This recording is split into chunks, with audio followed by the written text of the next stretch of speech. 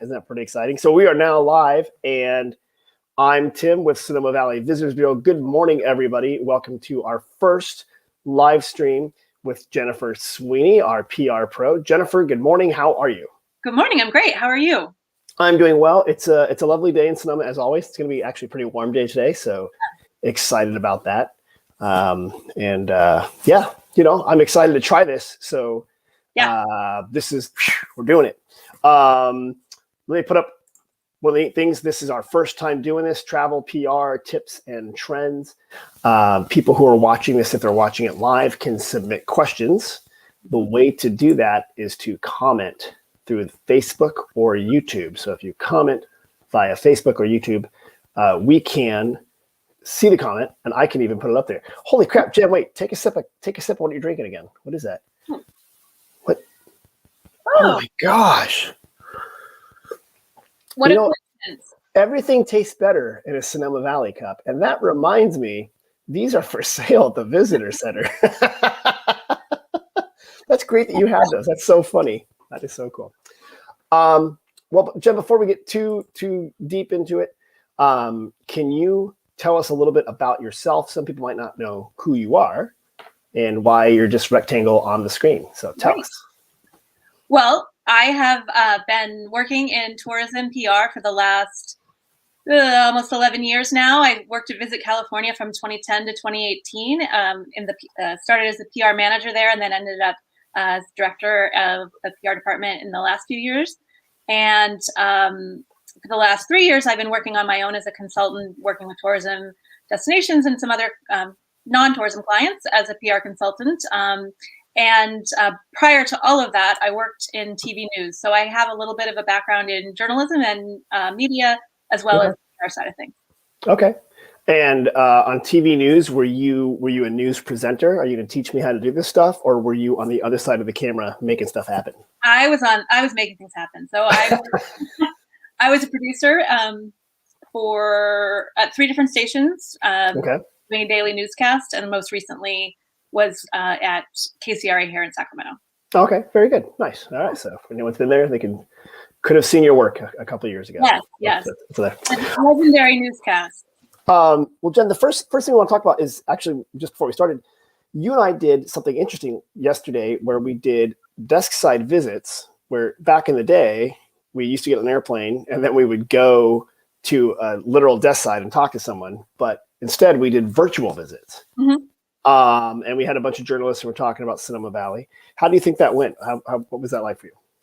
No, I think it was really, really well received. I've already gotten emails from 2 of the 4 people we talked to who were really happy to have the opportunity to learn more about what was going on, really appreciated the one-on-one conversation, and following up with a lot of information about what's happening, and which includes a lot of your partners.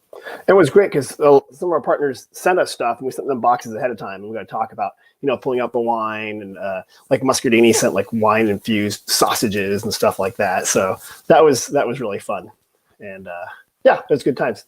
Yeah. And I think even though we were at this weird point where we can't do some of the direct visits, we were using technology and getting the story out, and people want to come visit. All right, Jen, so this thing is travel PR tips and trends. Just want to remind everybody they can comment in Facebook or YouTube if they have questions. And why don't you start by telling us a few things about how can people get coverage, what should they do, et cetera, et cetera? Well, I think the most important thing is telling me and you, but making sure I know what's going on in each individual business. Mm-hmm. You and I talk all the time. I have a general idea of things that are going on. I can look for news angles and respond to things reactively. Mm-hmm. But from a proactive standpoint, I really need to be really well informed of anything that's going on. So whether it's a new product or a new business opening or just some anniversary, those things I need to have sent to me. And I have an inbox that is waiting for emails. Send me everything. Don't be shy. I can decide whether or not I can use it. Don't hesitate if you don't know if it's going to fit something. I never know if it's going to fit something. I get requests throughout the day from media looking for something specific. And if I have something to draw from it, I'm ahead of the game. And I don't have to go people down and try to figure out, who's the best fit. And then on the other hand, I also am working on some more regular features with, we're trying to do a regular press release about what's new. And so that's going out. I'm working on that this week and hopefully have it ready to go next week. So when you say what's new though, can you give me an example? Because sometimes people don't absolutely. understand that. So new is kind of flexible, especially now because of the last year being so strange. So I think that provides a lot more opportunities for things to be considered new.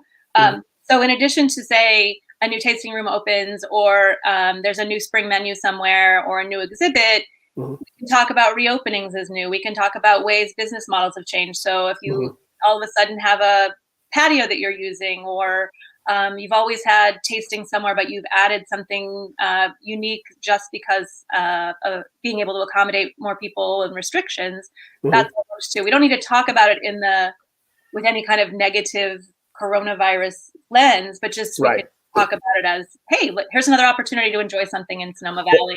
You bring up a good point, because at the beginning of this, we were talking about, the words like the new normal and this during these unprecedented times. But I think people are sick of that kind of story. And we're like, well, we've been here for, 12, 13 months now. We understand. We've adapted. Right. So the story is now like, what are you doing? And I've seen, like, PR wise, some really creative ways people are doing things, are like not just doing a virtual tasting, for example, but they make it interesting, or they're partnering with other businesses and they have a different hook. So I've seen locally a catering or chef pairing with a winery. Shauna and Jill, you know who you are. So they're kind of getting they have a slightly different hook on already existing business thing that makes it a little bit interesting. Right? Exactly. So it doesn't have to be brand new. Right. I don't want that to limit anybody's thinking. Like, I want to be, there's not going to be a fact check on whether it's a first of its kind. So yeah, I think that's absolutely true. And it's also a good opportunity, like you mentioned, for businesses to partner with each other. So whether it's a wine and food, or something on the more retail situation. Yep. We just had a question come in: is how far in advance do you work on travel pitches? So like right now, Sorry. No, go ahead. So right now it's April. So what should people be thinking about? How do we do that? Well, so you know what? We're looking pretty far ahead. So right now, I'm working on this what's new for spring, and we're and this is kind of the last week to put out a what's new for spring, since spring for a couple of weeks now. So we're looking at I would say it depends on a lot of things. One would be timeliness in terms of seasonality, which we just talked about, and looking, I'm going to start gathering things for what's new for summer the day after the what's new for spring goes out. That doesn't mean I need to have it immediately, but that's when I start thinking about it. Also good to look at calendars and look at holidays. So, Earth Day's coming up. That's a really good one that, we've been gathering some content for. So again, it's looking ahead. So we have May is, Memorial Day. We have the beginning of summer for vacation for families. We got Mother's Day. Dads and grads in June, 4th of July. So the short answer, which I'm really good at, is probably two months to start thinking about it. But I'll start getting requests from media about 6 weeks to a month out on those kind of things. Okay. So so start, what I always tell people is like, look, if it's April or March now, it is April. It's April 1st, April Fools. So you're really looking like 3 months out ahead in your mind and being ready for that. And at least that's what I wrote in this little banner here. But it's sort of like people are always, they come to me on like the 2nd of July, like, here's my story idea. I'm like, yeah, that's not going to happen. You got to be really thinking ahead. So I always think, well, just think a 3-month shift down the line, even if, print media, which they're still print, evidently, even their deadlines are getting more closely related, but you can still pitch. And, we're still riding mustard season here. There's still mustard outside. I see I'm a mustard girl running around everywhere.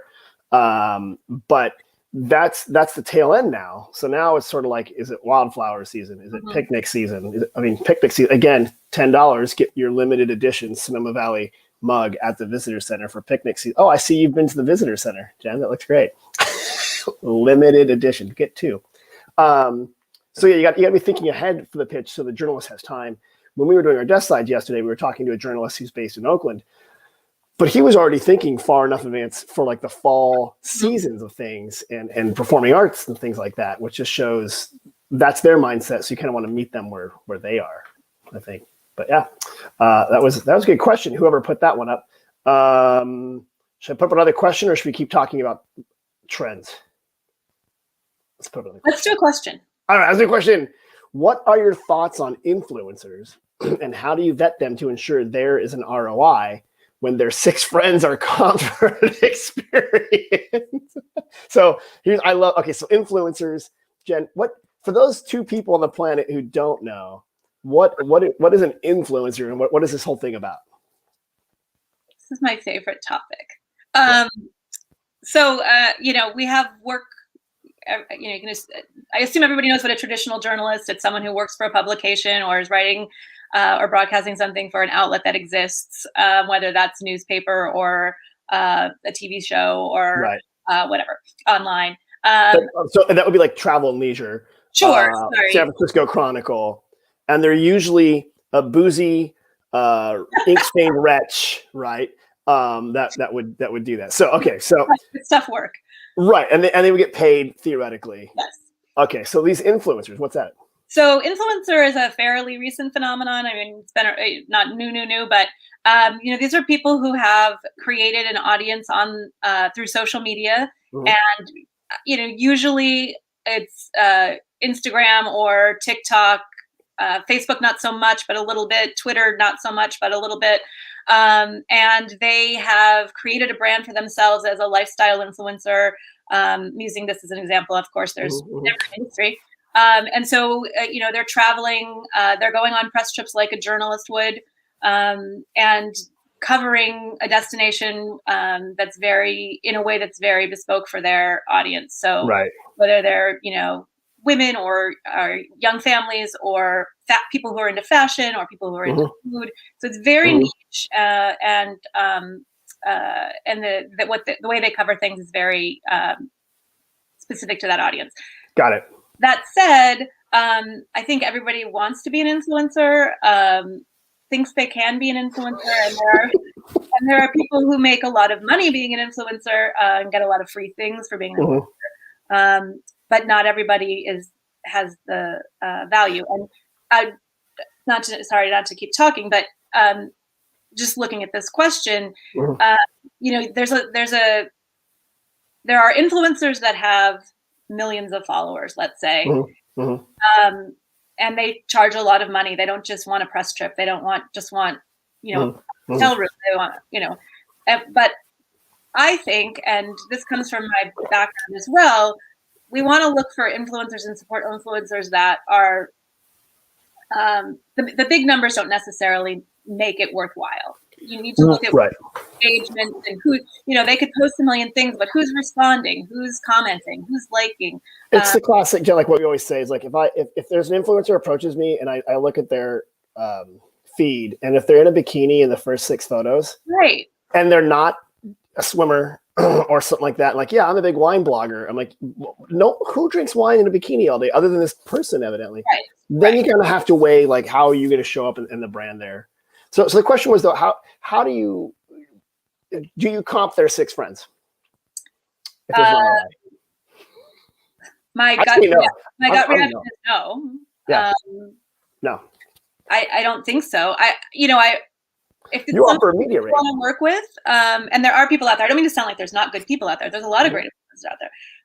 But I think it's pretty standard to host one person and possibly a guest, because a lot of times they do have somebody there who's taking those photos for them. So they're actually working, to a certain extent. But a whole party of people is not. That's ridiculous. No, that's ridiculous. Let's just be honest. 6 people is ridiculous, unless this is like a family travel story. And that's their family. But if it's a bunch of friends and rompers, no, tell them to get out of here. So go. That's Lodi crap. Get out of here. I wonder if Lodi's going to watch this. Lodi's not a client of yours, are they? Oh, crap. No, and they never will be, apparently. So good question, person. Another question just came up. How do you decide which requests from travel writers and publications to work with? What has the most or better return? Well, so how do you decide? Looking at a lot of factors, including, there's this traditional model where someone works for Travel and Leisure and they come to write a story for Travel and Leisure. And that is a shrinking breed of journalists in the sense that a lot of publications and outlets don't have staff and they rely on freelancers.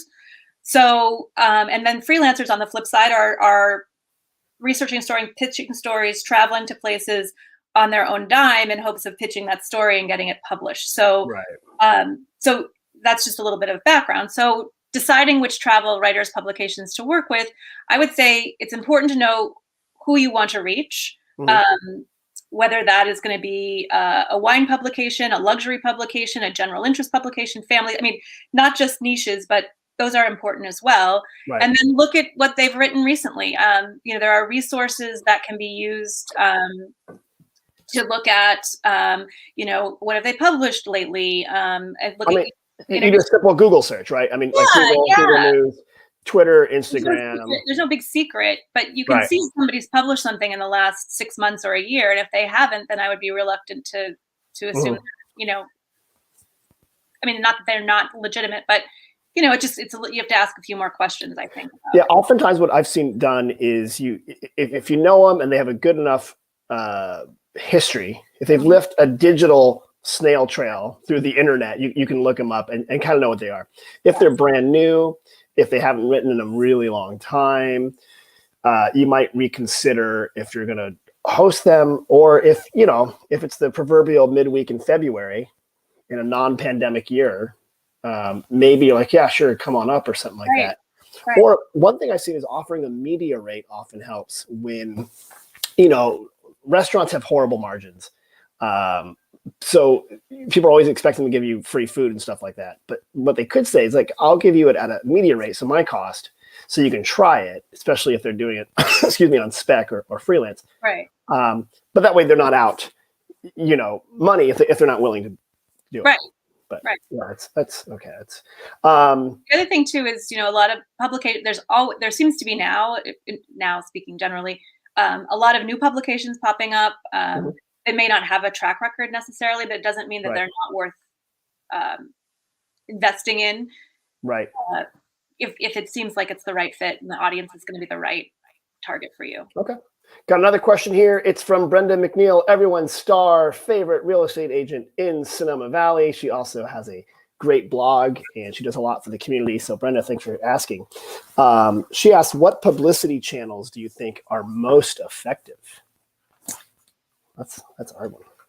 Yeah, I mean, I think it's a combination of a lot of things, and that is not a specific answer, but I think social media is super important, and I think social media is only effective if it's done.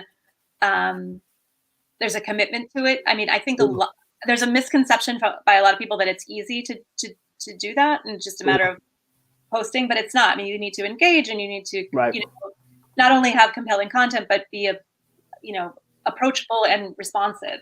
I think that can be very effective. From a PR perspective, people still read travel publications. Yes, there's a shrinkage of people still read. I love that. It's like so sad to have to say this in this venue. Like, believe it or not, they still read it. But yeah. But I mean, there's a proliferation of online travel sites that get a lot of eyeballs. I mean, so it's not. I think making sure that media has access to your information, and people are turning stuff so quickly that the chances are getting something published online for sure is high. Right. If the content is right. Okay, I appreciate that. That's good. So Brenda, hopefully that answers your question. But the most important one is making sure you're a member of the Sonoma Valley Visitors Bureau, clearly. And then from there, I'll go there. This one comes from Jack W., probably from Jenny over there. which is a home goods store right off the plaza next to the Red Grape. And the question is, how often do you recommend sending out mailers and direct marketing content? So this is a little different than PR, maybe, but a little bit like just like that touch point and stuff like that. Maybe I can on this side, since Jen, you don't really do a lot of direct marketing stuff. I mean, you're tangential, right? You're in the marketing communications world. But to whoever, this is Jenny or Jack W. I would, once a month is a nice touch point. That's what we do for our stuff as far as email. I think it depends a lot on your store, right? Nordstrom Rack seems to think I need an email every morning, which is weird because I buy pants there every 3 years. So I literally get like 1,000 emails before I buy something. So Nordstrom Rack, if you're listening, stop it. I could unsubscribe, but I do like to steal ideas from them. I know other people do about monthly, or kind of really depends on what triggers stuff. I have a cat climbing up my back. Hold on, stop. Sorry. So that actually hurt. So it really depends on when your audience is ready to do it. And hopefully that answers that. Well, and how often and then, again, this isn't my area of expertise, but how often do you have something meaningful to say? I mean, I don't Me all the time. I'm an influencer. Everything I say is meaningful. But I find that I get a lot of emails, like you said, and it's the same information, or that I had that, and then I just don't want to hear it. Like I don't need it anymore. It's cool. It's cool. So something like, but you could be seasonal. Go back to your seasonality and thinking ahead. I did go by Jack W. Look who came by. Okay, I did go by Jack W. And you guys are always changing stuff up over there. Yeah. And so I think it's like, people decorate their houses seasonally. So it'd be the kind of way to do it. So spring cleaning would be the message that you'd be going for there. And it's like getting rid of things like cats, if anyone wants one. And when to hit it. Like our information from Sonoma Valley, it is once a month when we send out our emails, but we find people live for about 18 months on our mailing list. We have some people that are interested. They read all the information. They probably come visit. Then they stop reading every month. Then they kind of drop off. And so there's sort of that lifetime cycle of information for a customer. But that's a good question. We have another question. It comes from no less than PR royalty, Lori Armstrong, who is to blame for getting me in this industry. So hi, Lori. I hope you're doing well. She asks, other than Google or asking the writer to send you a link to what they've written about your destination, or subscribing to Cision, which for those who don't know is an expensive database for public relations professionals, are there other ways you recommend to track results? So what are, Lori, I love this, what are the poor man's guide to PR to track results? What do you think about that one, Jen? It's really hard. And Cision is outrageously expensive. So, and they are almost the only game in town, I think.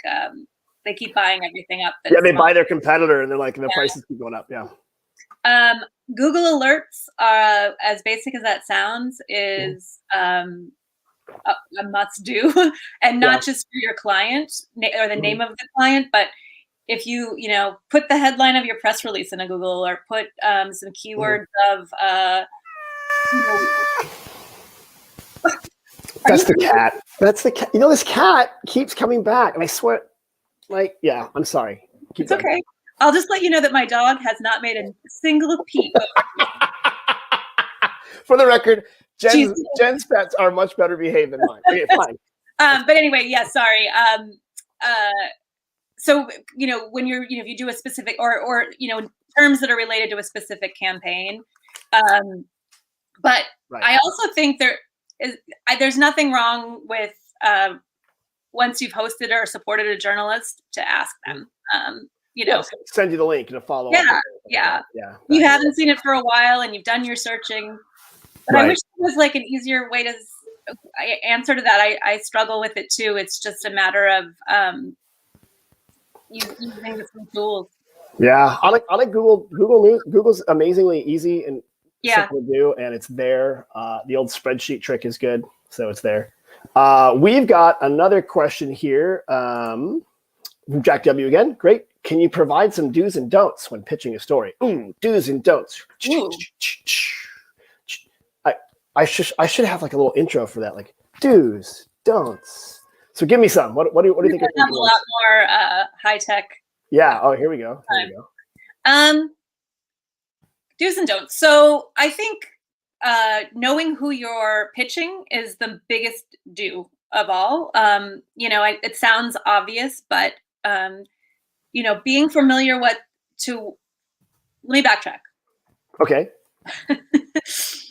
I think the biggest mistake you can make is, so this is a don't, is just a general pitch to everybody in your media list or everybody in your list. It's important to, I think, make the journalists feel like you know who they are, what they write about, what they've covered in the past. Exactly. Yeah. There is something about a big blast, like a press release or something like that. But when you're talking about a pitch, I think you need to be very specific and targeted. Mm-hmm. It's really time consuming, but it's important to personalize it if you can. Right. It goes a lot further if you do that. Well, what I found then, so spray and pray is that where you do the classic, everyone in your list, you got 1,000 journals in your list, and Jenny, you've got a new thing coming out, and it's for indoor use only, it's for kitchens, and you blast this out to everybody. And I work in outdoor hiking, and I'm like, what are you doing? Right. Now you're annoying me, and I'm going to block you, right? So the spray and pray is just you put it out there to see what happens. But what it sounds like you said is to personalize your pitch, research that person a little bit. Yeah.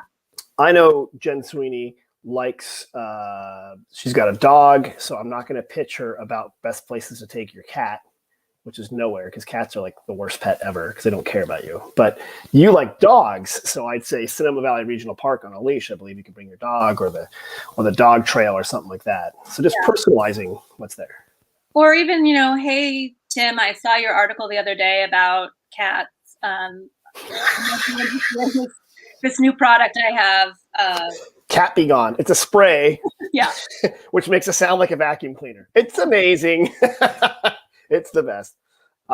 Yes, that's a good one, a do and a don't. I've also seen don't pester the journalist in the sense that send it to them, you're done. But you have to kind of build that rapport. I say it's a lot like dating in that you're gonna talk to them a few times, you have coffee, you're gonna build up to it. Yeah. You're not gonna go in there expecting the cover of a major magazine or a huge thing, which might be different with an influencer, where sometimes that crosses the line almost into marketing because you're paying them sometimes, right? Yeah. But you gotta be patient and I mean, it really sounds a bit cliche, but it's more about relationship building, PR in general. Right. Getting to know the people that you're working with on both sides. I mean, I'm not going to have a personal relationship with every travel journalist, but I've worked with enough that you can say, we talked to somebody yesterday. When I signed off on my email following up to her, I reminded her, I know she's having knee replacement surgery. So, right. I mean, that's obviously super personal, but but having something, it goes a lot further. Well, and the bottle of hooch we sent her is going to help too. Well, that helps too. Oh. Save this when you're at home. Got another question coming in. Some stories seem to have the same angle about Sonoma. Do you suggest different angles for the story? How can SVVB member partners help with promoting other angles to benefit promoting the destination? So do we have the same story angles? How can they promote with other angles?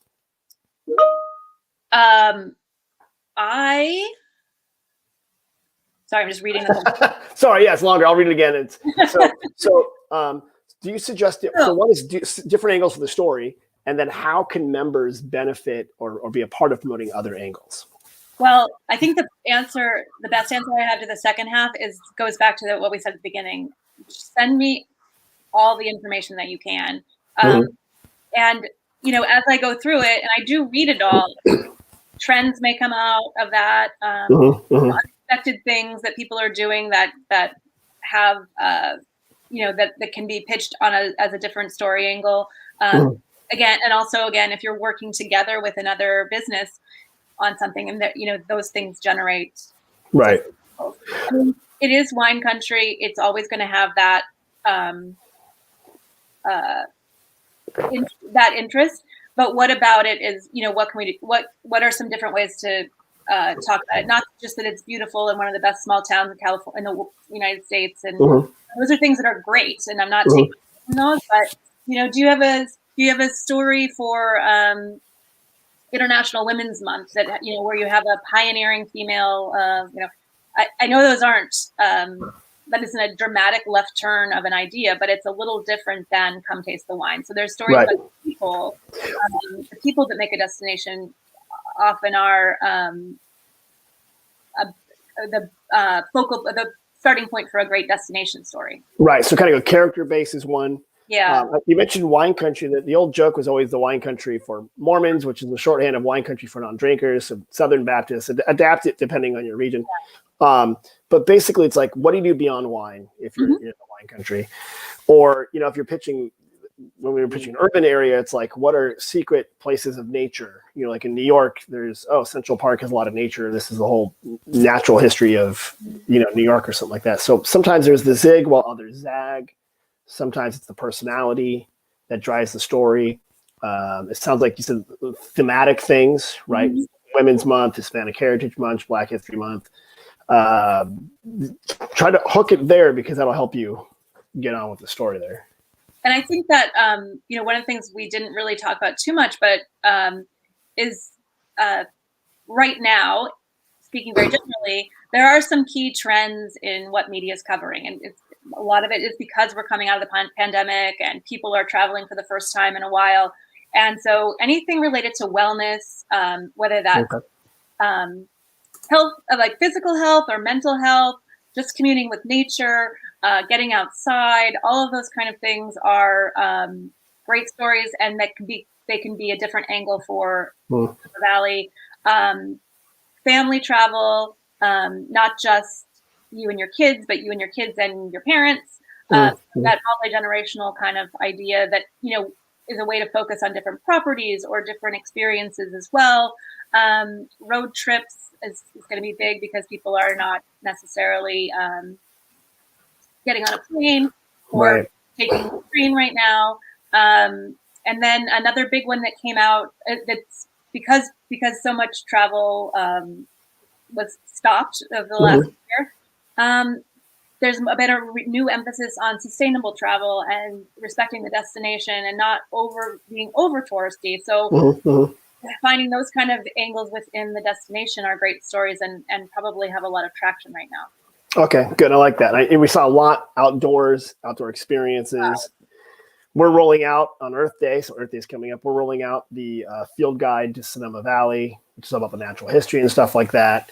I think you also mentioned day trippers as a thing. So people coming up, again, people aren't hopping on airplanes yet, and they might get there, but they're driving their cars and they're seeing stuff around. And we're seeing that definitely in Sonoma Valley where people just, it's a good problem to have. And the outdoors, just people like to go hiking. Like everyone's asking us, where can we go for a hike? Where can we go for a walk? So that's even good though for like a business, if they're going to make sure that their story is outside as people are walking by. And so they're part of that outdoorsy story, and kind of get there. We had a story in I worked with a writer at Lonely Planet a couple months ago about, I hate these things, Wiking, wine tasting and hiking. Hold on. Wait, one more time. How does it go again? Wiking. Okay, so here we go. Wine plus hiking. Okay, Wiking. Thank you. Is that how you pronounce it, or is it Wicking? I don't actually know. I'm going with Wiking because wine, but I like it. Yeah. Okay. But the point is, it took wine country and an outdoor element that you had. And we featured Kunde Vineyards was featured in the Planet. So people are looking for ways to not even make it up. I'm gonna do a thing which I do, where I sit at home on my sofa and drink beer. So I'm gonna bofaing is where that's what I do. And Wiking. So actually, that's a good point where it combined a hike, which is a good story, but brought it back to wine and a culinary aspect. And again, it's the trend, right? And people love that trend. And there are a lot of vineyards that are open for hikes. They've been doing dog hikes. So bringing back the dogs over at Cundy, they do dog hikes and things like that. Bartholomew Park has hiking over there. So a lot of people are kind of part of that. But if someone comes up with a silly name, ride it. People love it. Ride the trend, man. You can blame Jennifer for that. Wiking. Just want to remind people who are still watching, you can comment in Facebook or YouTube. We're happy to answer your questions or anything there. Jen, I want to talk about imagery. This is a visual medium here. What makes for a good image or something that can help promote a story? How can they do that? Well, first of all, I want to emphasize that 90% of the time I get asked for accompanying imagery or even video sometimes to go with a picture or a story. So having that ready to go and hand off to a writer is going to help get your story there because you're giving them everything they need packaged up and ready to go. Right. So that's helpful. I think, there's definitely an interest in, beautiful scenic shots, but those, we have a lot of those in our library. I think it's when it comes to more specific businesses, to have more images of them. Of their business, but not, so should it be like a crappy photo where like things are sideways and your thumb's over it? And that's what we look for. And low resolution. And I am sorry, there is absolutely no excuse. And I'm looking at all of you. There's absolutely no excuse to have a halfway decent photo that you can take with your phone because they're actually pretty good. And you have one in landscape and you have one in vertical, and at least have that shows your product, because it just go out and get a professional photo shoot. I mean, great if you can, but you don't need to. Right. And you don't need to spend that much money, but just have something, have a friend take a photo, get a kid to take a photo. That's all they're doing. But I've often seen a great story take off because there was a photo, even if it was a wine bottle shot, it goes off. Right. But then the journalists, what's the word? What are they? They're kind of lazy. Yeah. So you got to help them. And so if you have a good image, you're getting it there. So that's and it doesn't have to be sterile either. It can be an action, like people in your store or someone holding up a dress, or people standing at the tasting room. You don't have to have just a very it doesn't have to be perfect. Actually, the people who are great at this are the boutiques. I've noticed the boutiques that sell women's clothing are great at this. When you look at their Instagram, they're really good at getting those images, so they have them. But the trick is keep those images as well, the originals, because we might want that for a journalist, and they're going to want a higher res version than a screen grab from Instagram, which doesn't work. You can't do that. So keep the original. But all right, that's good. And video, we have a lot of thing called B-roll, where we have a lot of photos and videos that we just have a library of it. It's like mustard, and it's just like harvesting and stuff like that. So you could, if you want to, you could hire someone to have just general B-roll of you sauteing something up or whatever. We got a whole story. We got 2 stories out of B-roll of mustard, where we got a guy just to go out and shoot a bunch of mustard shots. And I sent it over to Channel 2 at someone I knew over there. And that turned into 2 different stories. And it was solely because you had the image and the video going for it. So I think it's important. And everyone, we're doing a video right now, so it's not that hard to do video. But it does kill me, I swear. Like, do you have an image? Like, no. I'm like, oh my God, you're a tour company. you literally walk around all day. You could have an image. So, Jen, before we go any further, I want to make sure if people have questions, if they want to pitch you, is that your email right there? Jennifer@jsweeneycoms.com. Okay. So good. Just want to make sure that's where people should be sending their pitches. You're really good at collating this information. You share it as well with Michelle, who does our social media. You share it with Lori, who's doing our content and our blogs and stuff like that.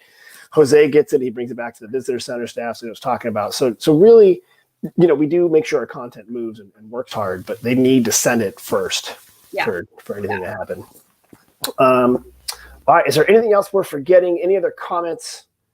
What else do people need to know in order to be successful to work with you, or their PR tricks, or so they just hire you and be done with it? Like, what's going on? Well, obviously that, but but I just as things are starting to come back to normal, really nothing is going to replace the experience for a journalist. A lot of times I can send them information and that can be included, but my point is, we're looking at hosting more media in the coming months. We're also know that things are getting busy and which is great, and not be looking for, things during the week, visits during the week, but hopefully you'll consider participating in that if the opportunity arises. So Jen, hold on. So no, that's important, because I want people to understand that you got a lot of journalists coming in. And Biggie over at Sonoma County Tourism has a lot, and Napa's got a lot of people coming in and visit. California does. There's like this train coming in. And one, if you can host someone, great, just say yes. And if you can't, that's okay. There's another journalist coming behind. What I've seen people do is they host someone and they either expect a story to come out right away. Right. And it's sort of like, they always say advertising you pay for, PR you pray for. So if you want 100% coverage, take out an ad. But if you want the chance of having coverage, host them, right? And be ready for it. But one of the first keys is they should respond to your email asking if they want to host, right? Is that the key? One thing? That is helpful for me to know they're paying attention. Yeah. Okay. Yeah. So and a no is fine. I just need to, Right. Like first let us know. Yeah. The second one being when the journalist does show up, have information ready for them, even if it's as simple as a little letter that says, hey, welcome, to Tim's Gadget Factory. We make gadgets. We've been making them for 100 years. And here's a link where you can download images and more information. Because, journalists are kind of lazy. And you gotta help them, but you gotta be prepared and do your homework. And I don't want to besmirch the good names of any journalists, but 90% of the work is done by you and the partner, and they'll kind of do it. If you're a hotel, do you have to host someone on the weekend for free? No. Okay. If you're a restaurant, do you have to host someone during high season and you're busy? No. Can you say no? You can. Right. And it doesn't mean that I won't ask you again and again until it's the right time. Perfect. Okay, good. Yeah. Just want to reinforce that. Yeah. Listen, I most journalists understand that weekends are difficult because that's when you do your most of your business. And some might have only, if it's really, really, I don't know, who's the best journalist you ever wanted to come, and that's the only day they can do it, then we work with that. But, flexibility has to be, is important on both sides. Right. You gotta be a part of it. So good. So just want to make sure people know, don't think that they can't say no. They can say yes later. Right. Or you can suggest come at a different time. Yeah. I interrupted you. Were you going to say something?